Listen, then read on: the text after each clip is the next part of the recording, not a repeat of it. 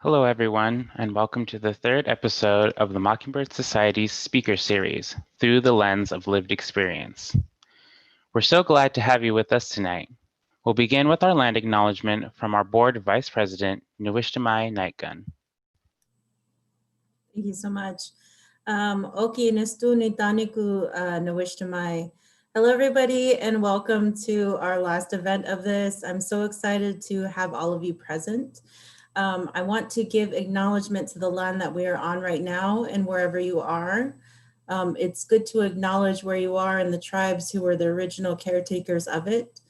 The land that we are presently on right now is the Coast Salish land. So I want to give honor to the ancestors who were the original caretakers of it, and also the ancestors who were brought here on forced labor. I really honor them and I appreciate them. And I want to honor us as we are the future ancestors. And I hope that wherever we are continuing to honor the land. We are continuing to honor, the earth, because it nurtures us, because it gives us water, it gives us food, it gives us a place to stay. And even when we aren't taking care of it, it still takes care of us. So thank you for giving me the time to give this acknowledgement to the land as it deserves. Thank you. Thank you, Nwishtamai. Welcome back to Through the Lens of Lived Experience. My name is Wesley, and I'm coming to you live from Seattle, Washington. I'm the King County Network Representative here at the Mockingbird Society, and I'm so glad to be here tonight with all of you. First of all, I want to thank our sponsors for making this speaker series possible. Thank you to our champion sponsor, the Schultz Family Foundation, and to our advocates, Kaiser Permanente, and the Bill and Melinda Gates Foundation. And thank you to the Rakes Foundation, Dropbox, Casey Family Programs, Seattle Children's, and the Seattle Mariners for their support. I also want to give a special recognition to tonight's matching pool, generously provided by an anonymous longtime supporter and former Mockingbird family. All gifts of $250 or more made tonight will be matched dollar for dollar, thanks to them. And finally, I want to thank all of you for giving us the gift of your time and for being here tonight. Whether it's your first time watching or you're joining us again, I hope you'll be inspired by tonight's conversation, which highlights the power of lived experience and youth voice. I'm here tonight with Esther Taylor, who you may remember from our previous episodes. Esther is a Mockingbird chapter leader from the Tacoma chapter and is in her final year of college studying strategic communications. Esther will be in conversation with our executive director, Annie Blackledge. Annie has dedicated her career to improving education and child welfare systems because of her experience in foster care in New York. Annie's leadership truly lives into Mockingbird's values of putting the voices of those with lived experience at the center of systems change. After the conversation, Esther and Annie will join us for a live Q&A. You can add your questions in the YouTube live chat or text us at 833-330-0955 throughout the program. We will get to as many questions as we can. For 20 years, Mockingbird has been a leader in elevating the voices of young people who have firsthand knowledge of the systems they seek to transform. Because of the effort of these young leaders, Mockingbird has passed 56 major policy reforms improving the foster care and homelessness systems for generations to come. But as you will hear in the conversation, there is more work to be done. And as we celebrate this milestone in Mockingbird's history, we are also looking ahead and asking ourselves, what can we accomplish next? I'm proud to be a part of continuing this legacy. I firmly believe it's possible to create a system in which every family receives the support they need, and every young person, regardless of their circumstances, has every opportunity to thrive. I'm looking forward to hearing Annie and Esther's vision for the future. Let's see what they have to say.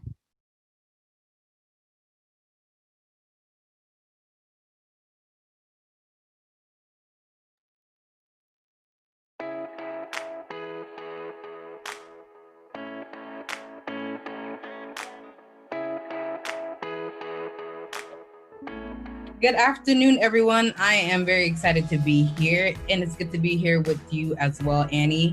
Oh, Esther, I'm so happy to see you, and I'm excited for us to get to have this conversation together. I think people might look at us and think, what could these two possibly have in common with each other? But through our getting to know each other, we both discovered that we do have a shared culture and shared experiences in that we both grew up in foster care and we've both experienced homelessness.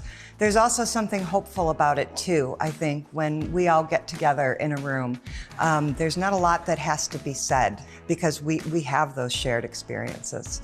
You're so right, Annie. And especially with what we have in common with our experiences being in foster care, there is power in being able to share your story with someone that has gone through, similar things, and feeling that comfort of knowing that you're quote unquote not alone, but there's so much more power in just knowing that someone gets what you've gone through.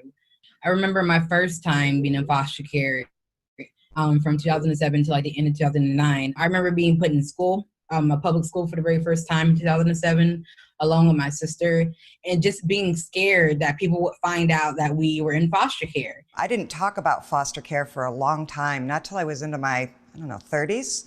And it was hard. It was something I was embarrassed about for a very long time. I was 9 at the time, and just feeling like, already feeling less than of myself because of my circumstance really shaped how I see the world and still how I see the world today. And then having people ask me if I was in foster care or not, or people just even knowing about it and not even asking me, but feeling like they were treating me a different way because of my circumstance and situation. And so that kind of follows me today in the sense that, I feel like I have to hustle harder, work harder than everybody else in college because of what I've been through. Yeah, there's no wiggle room to fail on our path. And everybody needs that room. It's how we grow and learn, and being able to do that in safe places. And a lot of times we're not afforded that opportunity in our foster care experience. I'm in my 4th year of college right now, and my mother's no longer living. She passed away almost 7 years ago from cancer. This wasn't the first time I was taken away from her, in the sense when she dies from cancer, I was 15. And this time she's not going to return. This time we're not going to be reunited. Just that feeling and just knowing that has really, it hurts. And it's not something that I will cover up or try to pretend like it still doesn't, it's not painful. One of the times we were talking about this Gaelic word, and other languages have such a better way of capturing like multiple emotions in a succinct word. And the basics of this word is a feeling of homesickness for a home that maybe never was. I think we all had ideas in our head about what home would be like, but to have that feeling of not knowing what home could have been just really strikes me as being the core of our shared experience. I remember when I was first put in the system back in 2007, me and my sister were kept together, but they split us apart from our brother. And I moved around a couple of times in foster care, as well as my sister and my brother too. I want people to really think about this now with young people that have been in foster care, don't have a support system when they leave the system. There's still hurdles you have to overcome when you're out of the system. I love that you brought up the sibling connections. I think too often we don't think about what happens after foster care. I think I shared with you in the past, my brother and I were separated for almost 8 years, and I got guardianship of him when I turned 19, and we were strangers to each other. And I don't think that the system ever thought of me as his permanency. We may not have had parents to go back to, but we did have each other. So I think those are things that we need to look at into our future here as we move forward. Creating those bonds, really making sure that folks know that there are these other options for placement, and how critical that is. Esther, you are just incredible, and knowing that there are things in place now that can help make that transition a little easier, that there isn't just a cliff at 18, but also recognizing that yes, you do have to work harder. You don't have that safety net to fall back on. There's no home to go back to. The system needs to be about connections, not division. And when me and my siblings were first put in foster care, I felt a lot more division than connection. So there is an importance of establishing that stability and consistency with a child and their biological parents. I couldn't agree more, and I really think that is the next wave in reform. And let's be honest about it, somebody made foster care up at some point in time, right? And it was built for a different time and place, and we don't live there anymore. Child welfare absolutely has to change because still not enough of us are graduating from high school. Too many of us experience homelessness, and too many of us never make it through the doors of continuing education. And that's got to change. No, I'm with you there, Annie. Like, I want to say it's like either 3% or 4% of youth that have been in foster care actually earn their 4-year degree. That in itself is a very small proportion. I mean, really, if we look at who comes into foster care, a large proportion of it is really around neglect, which is really tied to poverty. So can we be looking at the front end and talk about preservation? How do we keep families together? How do we provide parents the resources that they need to be able to keep their families together? Because nobody wants to lose their children to this system. And then, you know, that's one of the things I'm gonna have to brag on it, but Mockingbird Family, that I really love is the fact that birth parents are included in those constellations of families. I really do believe that Mockingbird Family is the next wave in how child welfare evolves. And I really see that as a big part of Mockingbird's work moving forward, that this should be the way that foster care is delivered. And not just here in spots in Washington or just in the UK or just in Canada, but everywhere. It's not just about parents or siblings, and it really is about a whole community.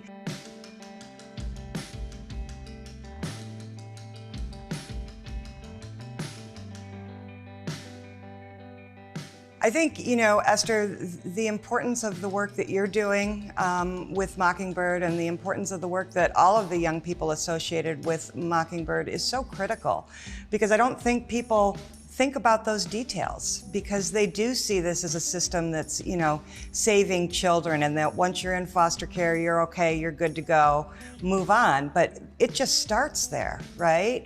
There are so many other things we have to get through. The extended foster care program is something that Mockingbird championed very early on, and our state piloted, and then it actually became national, where every state can opt into extended foster care. Because I know that's the place where I fell through the cracks as a young person, transitioning from foster care into independent living. I spent a lot of time homeless on and off.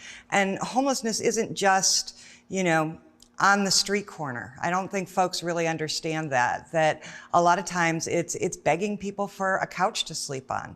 You know, just that not knowing of what comes next or where you're going to be next. And that kind of instability almost makes college impossible. So having to be able to pair that, that passport scholarship along with the independent living supports, I'm hoping is going a long way to help young people like you and other young people having this similar experience to be successful in college. I'm wondering if you can talk a little bit about how you've been able to utilize Passport, the Passport Scholarship. Oh my gosh, most definitely. No, I'm so glad you brought that up, Annie. I know Passport definitely helps financially. So just even in that itself has been such a huge bright side to go into college, is knowing that I have some type of support within the resources that are available to me because of my experiences being in foster care and also extended foster care. It's nice to know I have some type of support financially to get me through school. Those things within themselves have been just a huge stepping stone for me and moving in the right direction of adulting, because money that's available to me for schooling has helped me and really encouraged me to keep going, you know, and continuing my schooling. It's definitely giving me some peace in a small area of my life. I love that you said a little bit of peace, to be able to free young people up, to be able to focus in on meeting their goal, to be able to support themselves into adulthood, I think is just so critical. And we got lots of noise up there, right? So how much can we get rid of?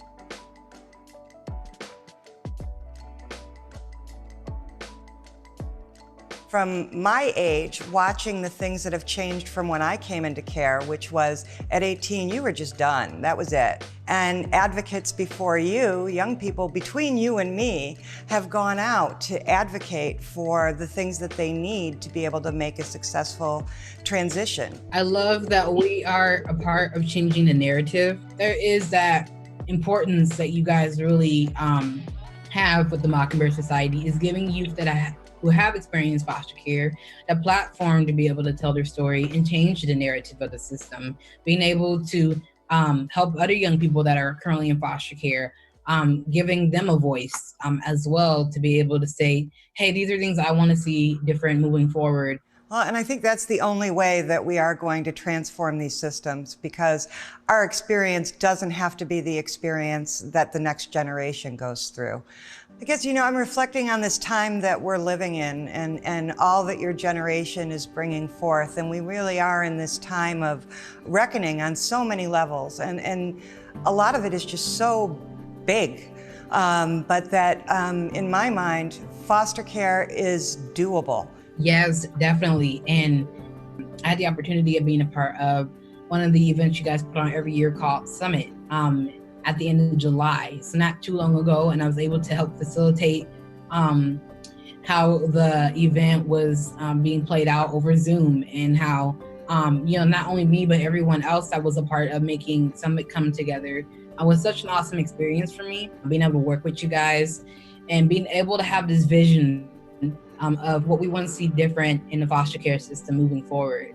So being able to be a part of the Mockingbird Society has really shown me different avenues of how not only leadership works, but how coming together collaboratively as a team and as a family works too. Because we're doing a work that's greater than, from what I can tell, greater than something that we've all probably even imagined all together. So what I want to see from youth in foster care, or in youth that have been in foster care, is them believing in themselves, seeing that they are leaders. Youth that are in foster care and have been in foster care are leaders right now. It's not a tomorrow thing, it's a right now thing. Well, and you all as leaders have changed so much over the 20 years of Mockingbird's history. It's absolutely incredible. Mockingbird really does bring that home in such a beautiful way of coming together. So the community needs to be a part of this work in changing the foster care system. So I want anyone that's hearing me now to really hear me out and believe that you can be a part of the change, and changing a system for the better, changing a system that makes you feel loved, that makes you feel wanted, that makes youth voices heard on just a high level and a high scale. We all have a voice that can help elevate and make change for the better.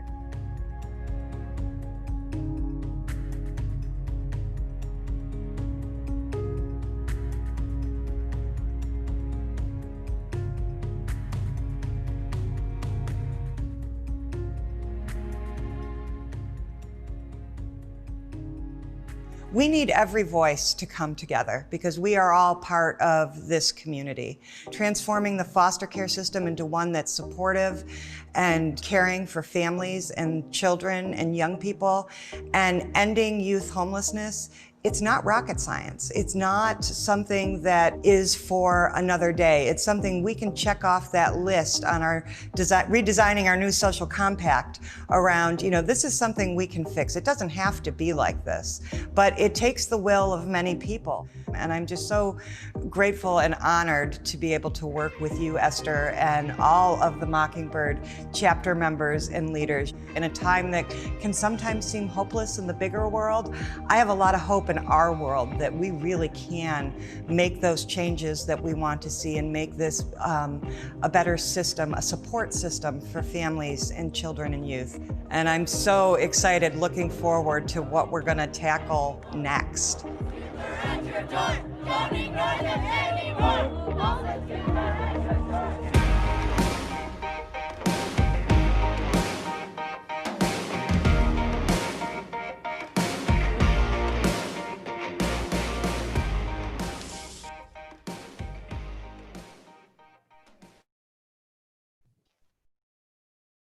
Wow, that was a great video. Gave me chills. Something that struck me, Esther said, The system needs to be about connections, not division. And that really rang true to me. And it's really exciting to hear how Mockingbird Family is modeling the future of foster care by facilitating those connections between young people, their birth parents, and their foster families. Now I'm excited to start the Q&A with Annie and Esther. If you have questions, please put them in the YouTube live chat or text us at 833-330-0955. And while you're writing us those questions, I'd like to turn it over to Annie to say a few words. Thanks so much, Wesley. You have a future as a broadcaster as well as Esther. I guess I just want to start by telling everybody who's here with us tonight how incredibly grateful I am for the work that I get to do every day here at Mockingbird. It wouldn't be possible without all of our former and current members of the board, former and current staff. We have a saying here, once a bird, always a bird. All of the young people who have joined in to advocate over the years, and all of our supporters who've made this work possible. You all have believed in the work that we do and building the Mockingbird that we celebrate today. And I couldn't go without saying that Jim Theophilus, our founder, really made all of this possible. He really was ahead of the curve and understood the impact that lived experience can make on decision makers as we move forward. Jim was dreaming big a long time ago, and I'm so grateful to be able to step into his footsteps and have the opportunity to do this work. I just want to reflect on something personal here with everyone. A few years back, my surrogate mother was trying to get all our stuff out of her basement. I mean, anybody on here who's a parent who, has children, all the stuff that they leave behind. And I went and found a series of journals that I had kept from the time I was about 14. And in the first page of the journal from when I was 14 was a list of all of the things I wanted to fix about foster care and the way that young people are treated in this society. And it was really hard to see, how big that list was. And that is one of the joys that I get to experience in this job. And the one that I really want to point out, because it was underlined, not putting young people in jail for things that aren't a crime. I spent more time than I care to think about locked up in jail for running away. And it wasn't okay then, and it's not okay now. And all of the young people at Mockingbird really just pushing our work to get rid of jailing young people for status offenses paid off. And we passed 5290. It's just amazing. And then as an adult, I have the privilege to do this work alongside young people. The young people at Mockingbird created the Office of Homeless Youth. We are the only state in the nation that has an office like this that has tackled this issue of youth experiencing homelessness at a state level and really taken it head on.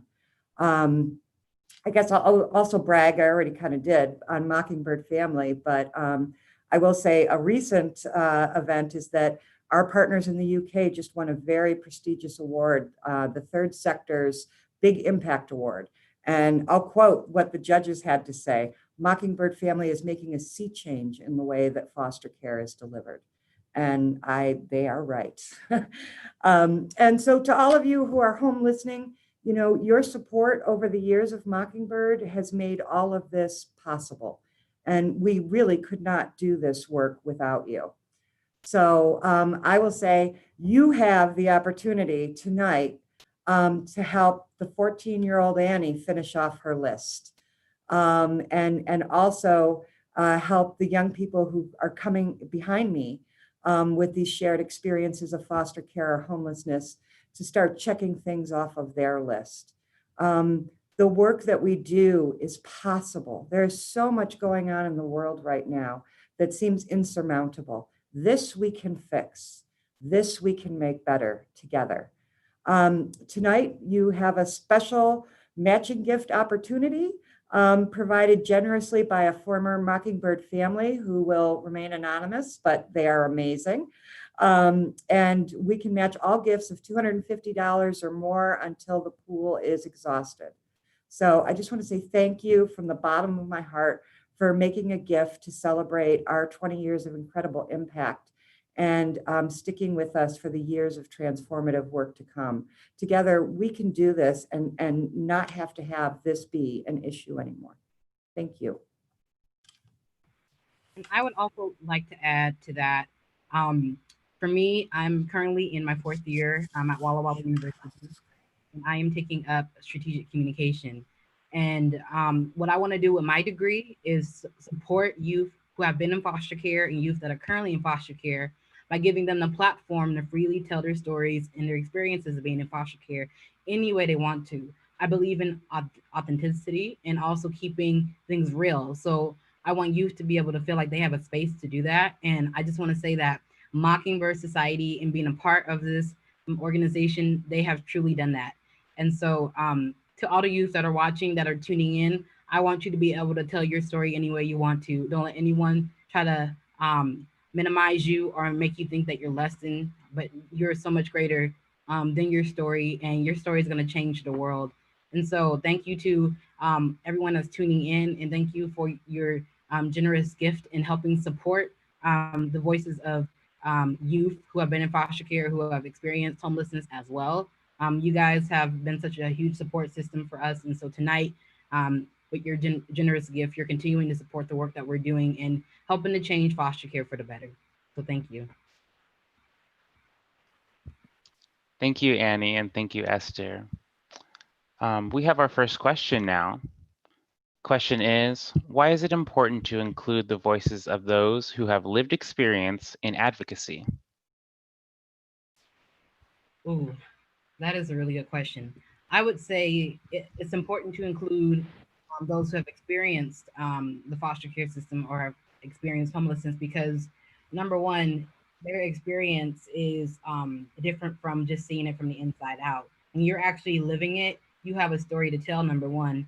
And then number two, you have a passion, an extra passion and drive to change the system. You have a reason to. You've experienced it yourself. You know the things that went well and the things that didn't go so well at all.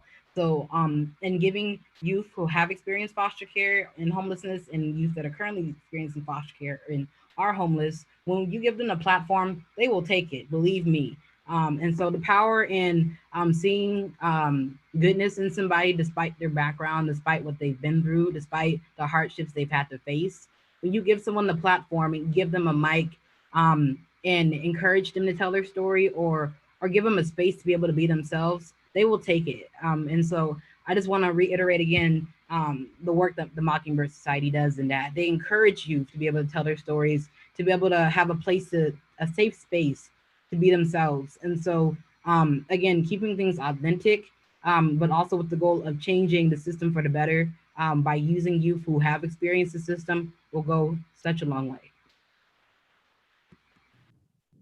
And I guess that was beautiful, Esther. I'll just add in that I think all public policy should be informed by lived experience. I think it is, I'm just gonna tell a quick story. When I was working in DC, there were a lot of very thoughtful young people who came to work for the federal government. And the first thing they wanted to do was create a scholarship program to all the Ivy League colleges for kids in foster care. They thought, and youth who'd experienced homelessness, they thought that would fix it. When really the supports needed to happen further back. And what we hear from young people is, I need help getting through high school. I need those supports and moving that forward. But those well-meaning folks didn't have that lived experience to know that what they were advocating for was not as helpful as listening to young people and implementing the things that they were telling them that they needed. So I appreciate what you had to say, Esther. Thank you. Yeah, thank you both. I'll just quickly add, when I hear the term lived experience, because you hear it so much in the work that we do, what I hear is firsthand knowledge, expertise. And if you ever want to do anything right, you got to have people who are experts in whatever you're doing. So having folks with lived experience form policy or make decisions is crucial if you want to get that done and done correctly. We have another question for Annie and Esther. What are some of the big challenges that Washington State is facing in the COVID era? I would say in terms of bringing it around to like foster care and youth homelessness, in particular, I would say that youth that are in foster care have to do visits with their parents virtually. And so there's a sense of it's nice that the system is continuing, allowing youth to see their parents, and doing their best doing their best and supporting youth to see their parents. But I would say that's a challenge in the sense too that um, with a youth knowing that they're already in foster care and they're already in a situation that definitely does have its ups and downs. It would be nice to be able to confide with their family in person and have that connection physically. And that can be a challenge, I would definitely say, especially during COVID, having to adapt to a different setting of how to communicate. I guess I'm going to start with one of my fears, is that school, at least for me, and I think for a lot of young people, was a safe place. Both when I was with my family prior to foster care and during foster care. And young people are really, who are in care or who may need care, are, there's no eyes on them. We count on schools to wrap around children and young people. And I guess one thing I would like to share with folks that has been my current experience is that everybody in the world has now had a taste of what it's like to be in foster care or to experience homelessness as a young person. The sense of isolation, the uncertainty about the future, the not knowing. Even the word social isolation really describes what it's like going through foster care or experiencing homelessness. And I'd really hope that people will take that in because we will get past this. But understanding that what you feel is a tenth of what children and young people experience when they go into care or find themselves in homeless situations. Yeah, and I also think about some of the opportunities that, we're also fortunate, everyone on this call, including the three of us, are so fortunate to have the technology to have some sort of connection with each other. And there are a lot of young people in homeless that are experiencing homelessness that are in shelters or transitional housing who do not have the access to the technology or high-speed internet to make connections with their friends and families. And just thinking about the ways that COVID is impacting accessibility to go to school and to be able to pursue your schoolwork, or to connect with friends or families or loved ones. COVID has impacted that tremendously. I just want to move on to our next question here. What inspires you to do the work and keep doing it? So for me, what inspires me to continue doing the work is definitely working with you awesome people. Number one, being able to be in a setting of people that have similar experiences as I do, but also have so many ideas and a drive and a passion to change the system pumps me up each time I'm in a meeting with you guys or I'm talking amongst you guys. It's really refreshing to have that. We're all on the same level. We're all on the same, road. We all have the same goal, and we do it together. We're truly a team. We're a family. We're a great bunch. And also just my own personal experience of being in foster care. Not wanting other young people to go through what me and my siblings went through when we were in foster care. Just being able to have the freedom to be able to speak up for your circumstance and not feel like you're silenced or to feel like your voice is not going to be heard. So what gives me the drive to continue this work is to give every youth in foster care and every youth that's aged out that platform once again to be able to tell their story any way they want to. and also to be able to make a difference in other areas of the world and of the country and changing the foster care system for others who are going through the same thing. I'm going to say ditto, because I feel like, Mockingbird is home. There's so much that we share. And going back to 14-year-old Annie, I think what inspires me is, a promise that I made to myself that I wasn't going to forget what it was like to be a child or a young person. Childhood really is the one thing that everybody universally can kind of walk away from. And we've all heard it, well, I pulled myself up by my own bootstraps. These particular young people are so resilient. Why do we have to be resilient? Why does that have to be a thing? So I'm inspired by your generation. There was so much shame surrounding foster care, like we talked about in the video conversation, Esther, for my generation. And you all are just so empowered in a way that we never were. So I'm just inspired by you all every day to keep moving forward, because you all move mountains. Thank you both for answering that question. I loved your answers. For me, as a network representative, this question is interesting. I don't really feel inspired. I feel compelled to do the work because of my experience in homelessness. I can remember, similar to 14-year-old Annie, I can remember being 18-year-old Wesley in a shelter and thinking about all those struggles. That's not far removed from the age that I am right now. That's just a few years ago. And so I can think back to that. Everything is so very real and visceral. And the struggles and the traumas that I went through, I never want another young person to experience that. So I have to do this work because,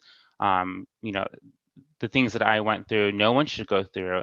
And I want to make sure that I can stop that from happening and, help to eradicate youth homelessness and help to transform foster care into a system that, does not exist right now, but is very real and can exist and definitely would benefit all of society, not just the young people, but make us a healthier and more united people.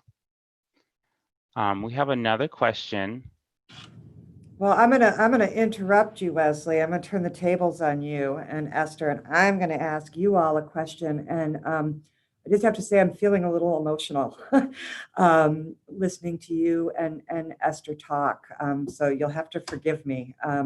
But I want to ask you is, how can older generations support your work and the work of Mockingbird and elevating youth voice? So basically, as old people, how do we help move your work forward and elevate your voices and experience in the world?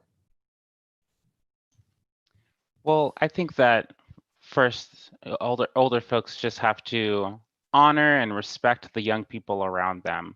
Um, there are many of us who aren't parents, and so we think that that's someone else's responsibility to think about education, to think about foster care, to think about youth homelessness, and it's just not really true. There are so many young people in our lives, and giving them the respect and appreciation for the wisdom that young people have is so crucial to what Mockingbird is all about, and definitely holds the values of youth empowerment and youth liberation. So to really to respect young people, to honor them, to listen to them, and to ask them questions. What's going on in your life right now? All young people are suffering through a global pandemic in the midst of this. How is that going to impact a young person's mind, their sense of self, their sense of society? I don't think that as older folks, we can even imagine the way that it impacts young people. So just being engaged with young people is really what Mockingbird is all about, and definitely contributes to the work that we do. To piggyback off of what Wesley said, it's important for the older generation to have a connection or some type of connection with young people who are in foster care or who have experienced the system that are on fire to change the system for the better.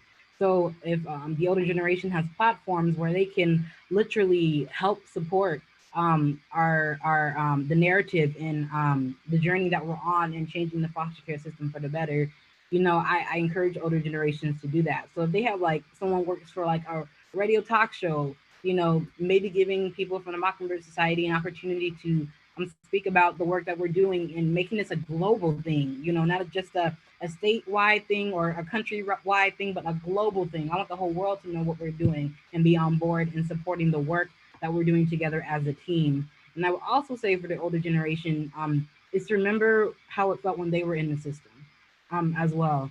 There is such a beauty in shared experience. And I want to also connect that with my connection with Annie.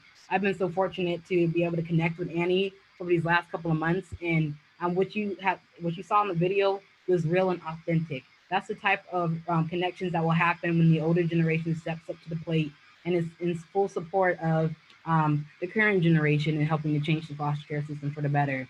So it doesn't matter your number of it doesn't matter how old you are, doesn't matter how far long ago you were in the system, your story still matters. And so together, while we all each share our stories, we can make a huge impact that will change the system forevermore. So I'm excited for what's in store for each and every one of us and for the audience that will be in full support of this as well. And I'm just going to interject real quickly here. I recall something that when I was younger and talking with other people, nothing magic happens when you turn 18 or 21. It's not like some switch to adulthood gets turned on. I mean, God knows I'm still struggling in parts of my life with adulthood. That young people shouldn't be treated any differently than people who are over a certain age.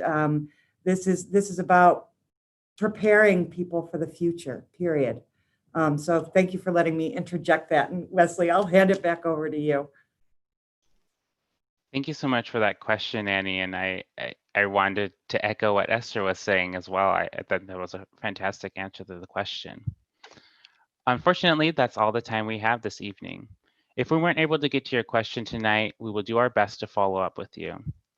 I want to thank all of you for being with us for our final episode of Through the Lens of Lived Experience. Throughout the series, we've heard from leaders representing all aspects of Mockingbird's work. We hope all of you watching at home know that you too are a part of this movement to transform foster care and end youth homelessness. Thank you for being a part of the community with us. Together, we're capturing what's possible for young people and families. Good night.